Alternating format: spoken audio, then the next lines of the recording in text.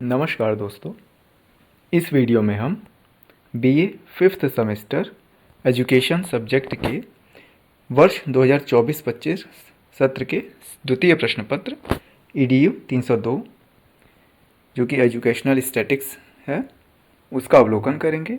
यह अवलोकन आगामी परीक्षाओं में शामिल होने वाले परीक्षार्थियों हेतु अति उपयोगी एवं महत्वपूर्ण सिद्ध होगा, अतः इस वीडियो को पूरा अवश्य देखें। प्रश्न संख्या 1, सामान्य प्रायिकता वक्र की आकृति है तो घंटाकार यहाँ पर सही विकल्प है। प्रश्न संख्या 2, मध्यांक को सांकेतिक रूप में लिखा जाता है, ए एवं बी दोनों ही विकल्प यहाँ पर सही हैं। प्रश्न संख्या 3, सांख्यिकी है, प्रश्न विकल्प डी यहाँ पर सही है, सामान्य वितरण। प्रश्न संख्या 4, पंक्ति और स्तंभ में डेटा की एक व्यवस्थित व्यवस्था है, सारणीयन इसे कहते हैं। प्रश्न संख्या 5, शिक्षा के क्षेत्र में सांख्यिकी के सामान्य उद्देश्य हैं तो उपरोक्त सभी सांख्यिकी के सामान्य उद्देश्य हैं। प्रश्न संख्या 6, निम्नलिखित में से कौन सहसंबंध का प्रकार है तो उपरोक्त सभी सहसंबंध का प्रकार है। प्रश्न संख्या 7, सांख्यिकी में F किसका प्रतीक या चिन्ह है तो आवृत्ति का यह प्रतीक या चिन्ह होता है। प्रश्न संख्या 8, सहसंबंध गुणांक R की सार्थकता के लिए प्रायः प्रयुक्त किया जाता है तो स्पीयरमैन R गुणांक। प्रश्न संख्या 9, आंशिक सहसंबंध में दो चरों के संबंध से तीसरे चर के प्रभाव को दृढ़ किया जाता है, अतः विकल्प सी यहाँ पर सही है। प्रश्न संख्या 10, आवृत्ति वितरण में आधार रेखा पर क्या इंगित करते हैं तो प्राप्तांक वर्ग इंगित करते हैं। प्रश्न संख्या 11, मध्यमान है, यह सांख्यिकी का औसत है। प्रश्न संख्या 12, जब आंकड़े प्रतिशत में दिए गए हों तो उस समय निम्न में से किसका उपयोग किया जाना चाहिए, वृत्त आरेख का उपयोग किया जाना चाहिए। प्रश्न संख्या 13, चर जिन्हें ऊंचाई, भार और लंबाई में मापा जा सकता है कहलाते हैं, वह माप चर कहलाते हैं। प्रश्न संख्या 14, निम्नलिखित में से कौन परिवर्तनशीलता का मापांक नहीं है तो मध्यांक परिवर्तनशीलता का मापांक नहीं है। प्रश्न संख्या 15, किसी विशेष वर्ग पर प्रेक्षणों की संख्या कहलाती है, यह आवृत्ति कहलाती है। प्रश्न संख्या 16, मध्यमान क्या है, यह वितरण का मध्य बिंदु है।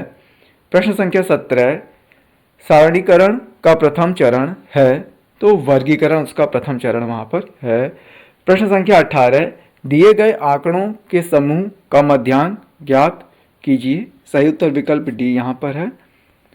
प्रश्न संख्या 19, निम्नलिखित में से कौन मानक विचलन का सूत्र है तो विकल्प ए यहाँ पर सही है। प्रश्न संख्या 20, एक कक्षा में 9 लड़कों का प्राप्तांक निम्न प्रकार है, इस प्रश्न का सही उत्तर विकल्प 3 है। प्रश्न संख्या 21, सामान्य वितरण में होता है तो बहुलांक नहीं होता है सामान्य वितरण में। प्रश्न संख्या 22, मानक विचलन का संकेत है, ए विकल्प यहाँ पर सही है। प्रश्न संख्या 23, निम्नलिखित में से कौन केंद्रीय प्रवृत्ति का मान नहीं है तो चतुर्थांक यहाँ पर सही उत्तर है। प्रश्न संख्या 24, एक संख्या जो समूह में सबसे अधिक लोकप्रिय है यह कहलाती है तो बहुलांक कहलाती है। प्रश्न संख्या 25, दो मात्रात्मक चरों के उभयनिष्ठ आवृत्ति वितरण को कहते हैं, इसे संचयी आवृत्ति वितरण कहते हैं। प्रश्न संख्या 26, यदि R बराबर 18 है तो इसे कहा जाएगा उच्च सहसंबंध इसे कहा जाएगा। प्रश्न संख्या 27, निम्नलिखित में से कौन किसी समूह की संरचना की व्याख्या हेतु प्रयुक्त होता है, सही उत्तर यहाँ पर दंड आरेख है, विकल्प ए। प्रश्न संख्या 28, दंड आरेख को कहा जाता है स्तंभ रेखीय कहा जाता है। प्रश्न संख्या 29, गुणन आघूर्ण सहसंबंध का प्रतिपादन किया था तो कार्ल पियर्सन ने किया था। प्रश्न संख्या 30, किसने कहा सांख्यिकी गणना का विज्ञान है, यह कथन बावले महोदय का है।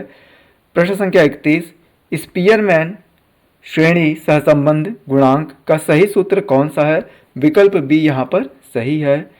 प्रश्न संख्या 32, पूर्ण धनात्मक सहसंबंध है तो विकल्प ए यहाँ पर सही है।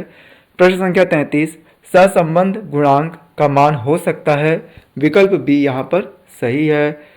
प्रश्न संख्या 34, निम्नलिखित में से कौन सामान्य प्रायिकता वक्र के लिए सही है, विकल्प ए यहाँ पर सही है।